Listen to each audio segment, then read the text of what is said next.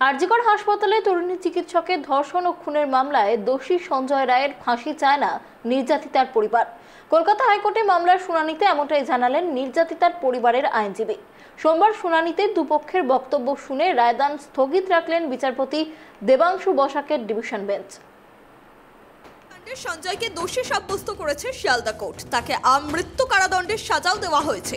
সঞ্জয়ের ফাঁসির শাস্তি চেয়ে পৃথকভাবে হাইকোর্টে মামলা করেছে রাজ্য এবং সিবিআই।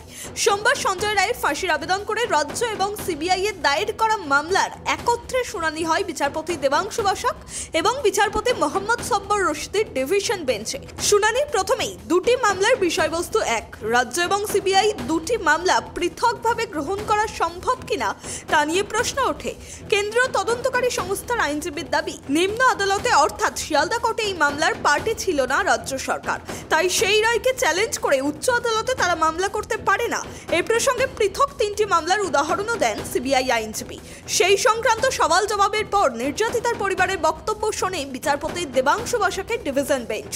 সেখানেই আরজিকর কাণ্ডে দোষী সঞ্জয় রায়ের ফাঁসি চায় না বলে জানিয়ে দিল নির্যাতিতার পরিবার।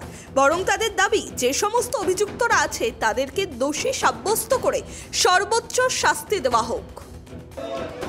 আমরা চাইছি যারা যারা এই ঘটনার সঙ্গে জড়িত সবাই সামনে আসুক, সবাইকে তদন্তের আওতায় এনে বিচার ব্যবস্থার আওতায় এনে চরম শাস্তি দেওয়া হোক।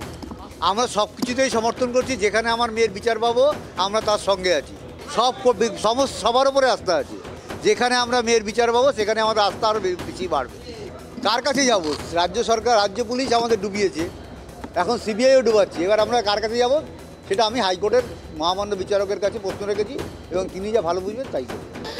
তার কারণ আমি ওনাদের সাথে অনেকবার কথা বলেছি, যিনি বাবা মা আছেন ভিকটিমের, ওনাদের বক্তব্য যে ওনার মেয়ের প্রাণ গেছে মানেই যে বাকি যারা দোষী তাদেরকে প্রাণহানির শাস্তি দিতে হবে সেটা ওনারা চান না।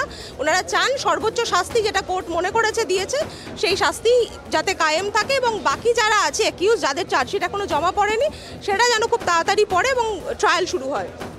এদিন শুনানিতে সিবিআই এর করা তদন্তের রায়কে চ্যালেঞ্জ করে রাজ্য সরকারের মামলা করার এখতিয়ার আছে কিনা তা নিয়ে দুই পক্ষের বক্তব্য শুনলেন বিচারপতি।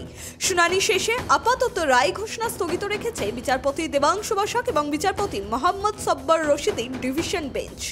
ক্যামেরায় স্বপন রায়ের সঙ্গে রিমিক মাঝি report, tribe TV Bangla, Kolkata.